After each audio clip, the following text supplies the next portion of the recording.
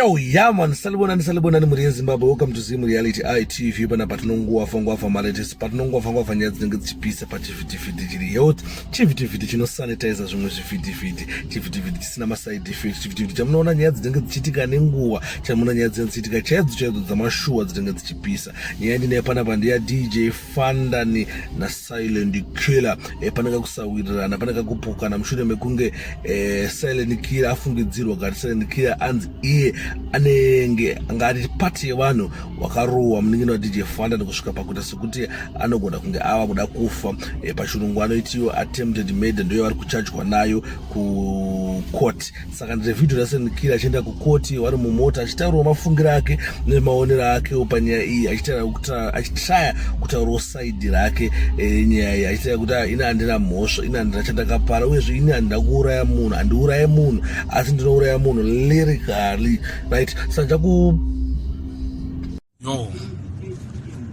vaneti ngweri yemlunini kuri kudhambeni ari mudhandini aiwa akudhara kababa hatisanonzvanzvizvire paramedha kana hedza aiwa hatina munhu zvikuti vatinoteita baba kana zvese, but it's like we have no spread baba because kunoti isusu kandisa mhacho kanokaatonomecha so apa we are on our way to court.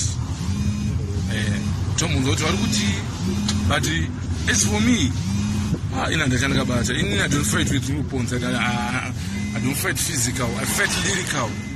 Ndipfuka mune zvamaonawo manzwo side raSilentkiller ndozvaangokwanisa kuti ataure mushure mekunge nyaya iyi yaitika. Saka ndo nyaya yanga iripo. Please don't forget to comment kana muchinge maita semapedza kuona video, because zvakakosha kuti tinzwewo nemaonero, mafungiro enyu nemaonero enyu enyaya iyi, kuitira kuti tikwanise kushareawo, uyezve kana pachinge paite mumwe munhu ane information yakazara kana ane information inopfuurawo video yandai nayo, aigona ngokomendawo pazasapo, then tinozowerenga macomments acho, then toona kuti nyaya dzacho dziri kufamba sei. But chinangwa changu uyezve ishuwiro yangu kuti titaure tese mumacomment section kuitira kuti tibatsirane nekuonawo pfungwa dzenyu kuti dziri kufungawo sei, dziri kuona sei nyaya iyi. Ndo nyaya yanga iti nayo tiripo pana pachivhitivhiti chiri health, chivhitivhiti chisina maside effect, chivhitivhiti chinotapira, chivhitivhiti chamunoona maupdates enyaya dzinenge dzichiitika zuva nezuva. Don't forget to subscribe, comment and share.